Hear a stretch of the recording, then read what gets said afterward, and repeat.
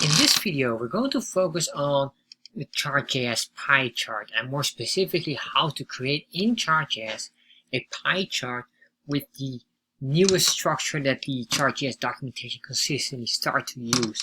So understanding that will be very helpful, and it will give you a better understanding of how chart.js evolves and is evolving consistently. So the first thing what I want to do here is we want to create a pie chart, and to do this, let's click here on chart.js, and in here we just grab this basic code here. That's nothing special.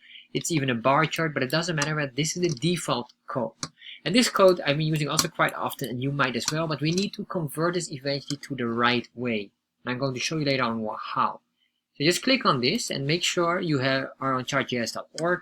And just a quick note here as well. This is version 3.4.0. This is the latest version.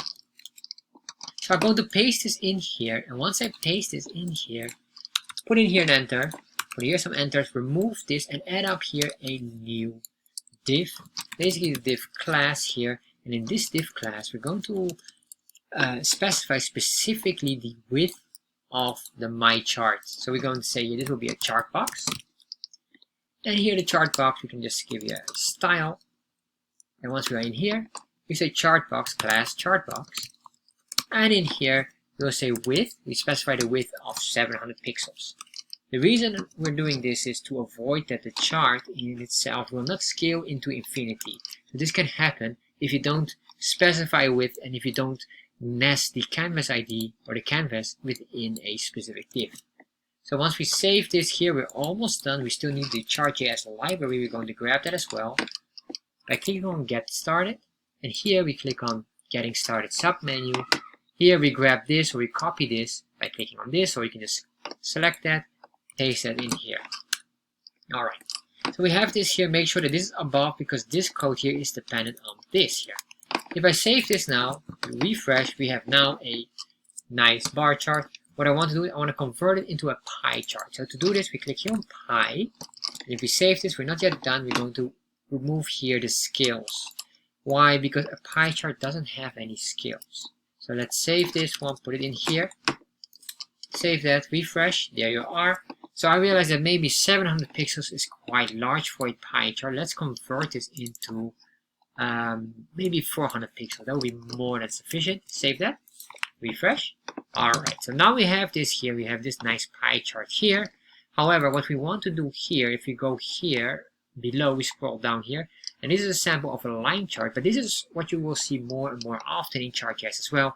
They have the config, the setup, and they have usually another part here, the rendering block. And what we're going to do now is we're going to convert what we have here into this new structure that's being used more and more often in chart.js documentation. And I want to cover this because I realize that this can be confusion for many people who are not used to it, because this here right now is the basic definition or basic design, which is also very commonly done in chart.js 1 and chart.js 2. So in chart.js 3, they're moving away, building a better structure, making it more easier. But I do notice that the explanation around it is lacking. And so it's now time to really dive deep in understanding this. So it will help you more. And we can play around later on with maybe some more options we can add on as well. Alright, so to do this, we need to understand three specific blocks. Basically, we have here the render block. This is the third one, and the first one will be the setup block. And the setup block contains all the data points and labels of the chart. The next one will be the config block, or the configuration, and this will consist the configuration and the basic, the three elements that are the core of chart.js code. And finally, we have the rendering block, which covers the get element of ID, specifically the ID that we're pinpointing of the canvas, and with that we'll render it. So basically we indicate where we want to render it, and then we render it. And render would mean drawing the chart itself. Alright, let's start and build this now. To do this, here in the setup block, we're going to work with the first part. Here, all we need to do here first is to give it a constant value. So we say here constant equals data, or constant data equals, and in here we're going to work with data. Make sure you put in here semicolon, and everything here between is basically the data section here. You can see here the data. So we grab not this, because this will be We just ignore this for now because we will get that later on. That is from here. This is the ending point of the data, but everything between here we grab. We grab the labels and the data sets with all these specifications here, because this is all part of the data. So we cut this out, put it in here, paste this in here. All right, so once we're done with this semicolon here, we visit the ending part. So if we're done with this, we have everything here specified for the data. The next part will be the config block. And with the config block, we're going to work with config, and in the config we will have the three core elements. So I'm going to basically uncomment that one for now, and then I'm going to show you here. We say here constant, and this constant will be called the config or configuration. We can just call it the config, it's quite common. And in here, the three elements. What are the elements, or the three core? Basically, this is the foundation block of it, which is the type, the data, and the options. So what we can do is we can just cut this out. We're going to paste it in here, but I'm going to give you here a quick warning. We're going to remove here these curly braces, and then we put in just a comma and remove the column as well. So here just comma, because this is a constant in our case. And then we have the options here. So what will happen is we indicate the type, we have the data, and this data, this is the reason why we have to put in the setup block first, because we have here the data, which is a variable or a constant. So this refers, or this directs directly to this part here. So this is why the setup block must be shown first, because the dependency is, this is dependent on whatever is in here. Alright, very important. So once we have this semicolon here, and then we're done. And finally we can create here now a render block. And in our render block, we're going to create here a constant, which is my chart. And as you can see here, this part here basically is similar. And all we need is here is this. We copy here, say equal, and we say we make a new object with the name chart. And in here, I'm putting here a semicolon and enter. Alright, and in here we're going to put in basically this document.get element by ID. And what is the ID name? Well, you guessed it, it's this one here. Why the constant here? Well, simply this. I like to do this, and you can do this, but you can change it to your own preference. But I like to give my constant and my ID the same value name, which is my chart, because here the ID is called my chart. So I like to prefer to give the constant here as well my chart. So this is matching to each other. So we will always be able to find quickly the matching ID with that. All right. So in here we have this comma, and then what we will do is we're going to put in the config. Basically the config is a variable or a constant value. So this would mean this, but here we don't have to put any comma anymore because there's no other value being shown. So in this, basically what happens here is the following. This is dependent on this config variable, which is here. And so this means that, and this here as well is dependent on the data variable, which is in here.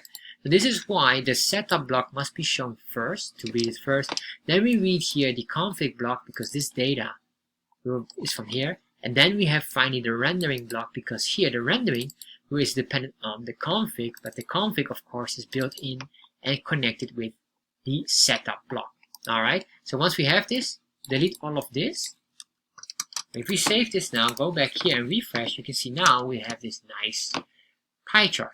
So what would happen? Imagine here we have an option, and we have this option that goes very big, and you want to fine tune it or make it separate block as well. Yes, that is possible as well.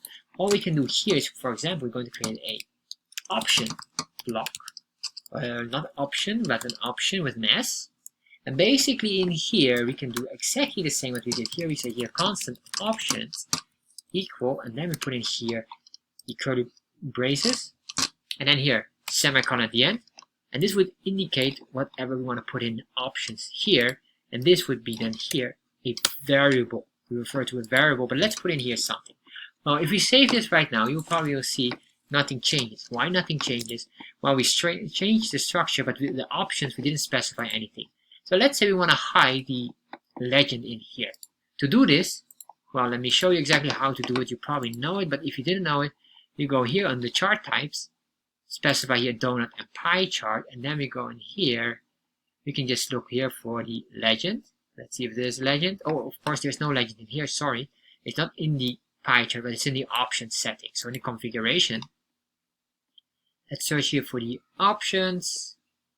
And if there's no options, it might be in here, the config. Alright, that's in here somewhere. Do I have the items? Maybe it's a general.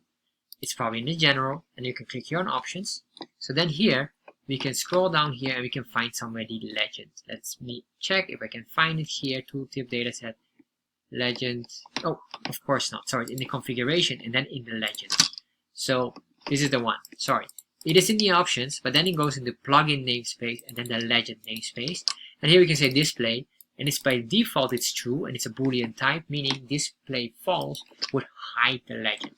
So if the legend shown, by default it's set on true. So let's start and we'll do this immediately. You can see here, then we say here, plugins, and in here, legend, and then in here, we can say display. And remember, it's a Boolean. So Boolean, no need to put quotations because it's already recognized. We say false. If I save this now, go back here, pay attention here. If I refresh this, pay attention to the legend. Refresh. Now the legend is gone.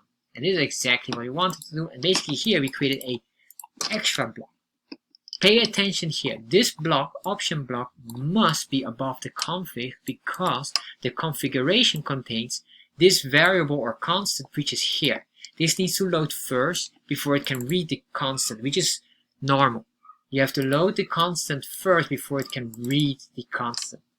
And this is what we did here. And this here, you can go deeper and make your chart probably more organized with this new structure in chart.js.